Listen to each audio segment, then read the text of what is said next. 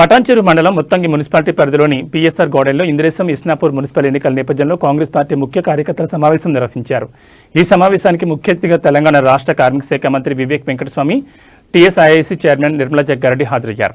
ఈ సందర్భంగా ఆయన మాట్లాడుతూ మున్సిపల్ ఎన్నికల్లో ప్రతి కాంగ్రెస్ కార్యకర్త పార్టీ చేపట్టిన అభివృద్ధి కార్యక్రమాలను ప్రజల్లోకి తీసుకెళ్లాలని సూచించారు. ఇంద్రేశం ఇస్నాపూర్ మున్సిపాలిటీలో చైర్మన్ పదవులను కాంగ్రెస్ పార్టీ కైవసం చేసుకునేలా సమిష్టిగా కృషి చేయాలని పిలుపునిచ్చారు. ఈ కార్యక్రమంలో మెదక్ పార్లమెంట్ ఇన్ఛార్జ్ నీలం మధు, పటాన్చెరు నియోజకవర్గ ఇన్ఛార్జ్ కాటా శ్రీనివాస్ గౌడ్, పటాన్చెరు మండల కాంగ్రెస్ పార్టీ అధ్యక్షుడు సుధాకర్ గౌడ్, ఇస్నాపూర్ మాజీ ఎంపీటీసీ గడ్డం శ్రీశైలం తదితర కాంగ్రెస్ పార్టీ ముఖ్య నాయకులు, కార్యకర్తలు పాల్గొన్నారు.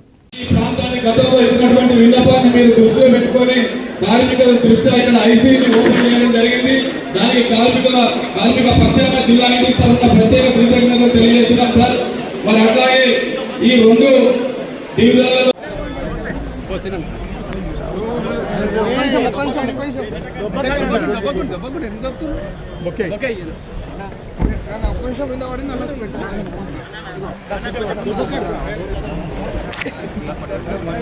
ఈరోజు మనందరికీ కూడా తెలుసు, మనందరం కూడా మాట్లాడుతూ ఉన్నాం.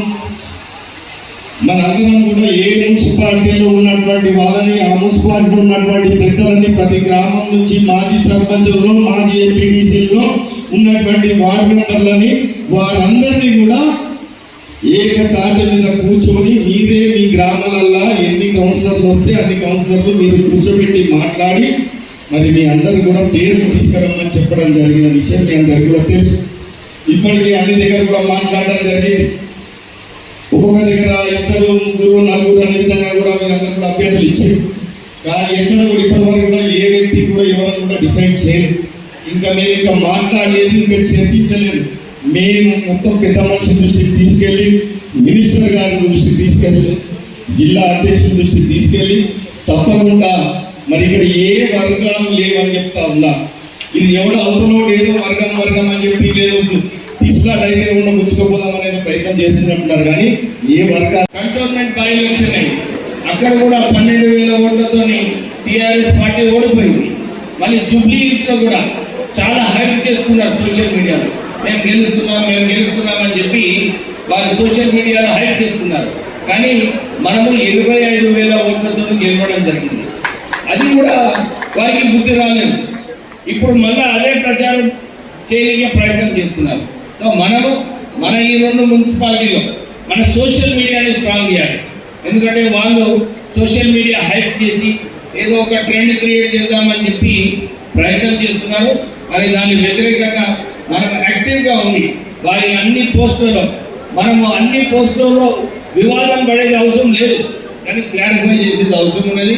మన స్ట్రాంగ్ పాయింట్స్ ఎన్ని ఉన్నాయో అవన్నీ కూడా హైలైట్ చేసి సరిగా కౌంటర్ చేయాలని చెప్పి మీ అందరినీ కోరుతున్నాను. ఆ రెస్పాన్సిబిలిటీ నువ్వే తీసుకోవాలి. రోజు ఏం పోస్ట్ వస్తున్నాయి, దాన్ని ఏం కౌంటర్ చేస్తున్నామో, మనము ఏం చేస్తే బాగుంటుందని చెప్పి ఆ ఐడియా నువ్వే ఇచ్చినప్పుడు మన టీం అందరూ కూడా చాలా సంతోషమైన విషయం ఏంటంటే ఈ మున్సిపల్ ఎలక్షన్స్ మీటింగ్ పెట్టినప్పుడు ఇంతమంది వస్తారని నేను అనుకోలేదు యాక్చువల్లీ.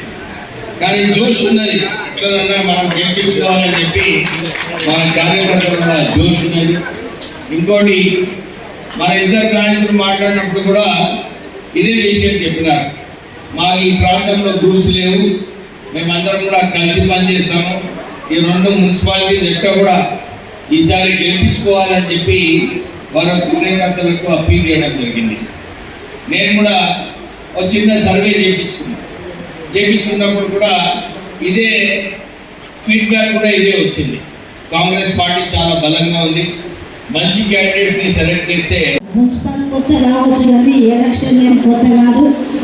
మీరందరూ కూడా ఇప్పుడు మన ప్రభుత్వం ఉంది కాబట్టి ప్రభుత్వం పరంగా మనమందరం కూడా ప్రజల మధ్యలోకి పోతున్నాం. మనం ఇచ్చే పథకాలను కూడా ప్రజలకు చేర్చే విధంగా మరి మన కర్తవ్యం నెరవేరుస్తున్నాం. కాబట్టి ఇప్పుడు ఈ మున్సిపల్ ఎలక్షన్ 2 కూడా కొత్త మున్సిపాలిటీ కాబట్టి మీరందరూ కూడా ప్రజల మధ్యలో ఉండి ఏది అడిగినా కానీ ఇప్పుడు మన మినిస్టర్ ఇన్ఛార్జ్ మినిస్టర్ చెప్తారు, ఏది అడిగినా కాదనకుండా ప్రజలకు చేయాల్సిందే.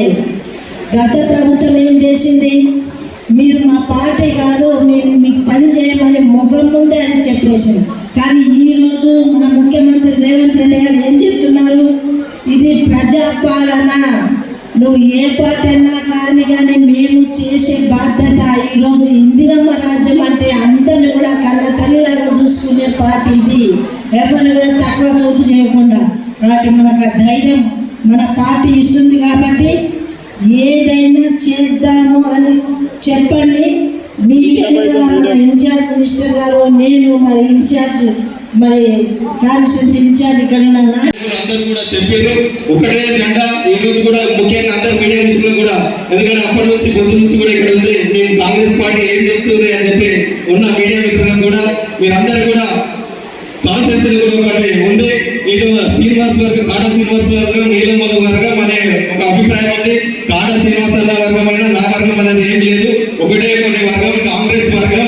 కాంగ్రెస్ జెండా కిందనే పనిచేస్తాం, కాంగ్రెస్ వర్గంగా పనిచేస్తామని చెప్తున్నాం. ఎందుకంటే మనం గతంలో 10 ఏళ్లలో ప్రభుత్వం టీఆర్ఎస్ ప్రభుత్వం ఉంది. మనకు ఎన్ని అవమానాలు, మీకు ఎన్ని అవమానాలు, మనందరికీ కూడా ఎన్ని అవమానాలు జరిగినాయి చూడొచ్చు. ఇవి సుమారుగా ఇస్నాపూర్ మున్సిపాలిటీలో కొన్ని వేల కాలనీలు ఉంటాయి. అన్ని కాలనీలలో కూడా మౌలిక వసతులు చాలా ఇబ్బంది ఉంటాయి. డ్రైనేజీలు అయినా సరే, ఎలక్ట్రికల్ లో వోల్టేజెస్, అదేవిధంగా సీసీ రోడ్లు, పార్కులు, ఇట్లనే ఇదే కాకుండా ఇక్కడ ఎందుకంటే మీకు తెలుసు ఇక్కడ కార్మిక కులం ఎక్కువ ఉంటుంది. ఈ పలాన్సర్ కాన్సెస్ లో మేజర్ ఉండే కులం కార్మిక కులం ఉంటుంది.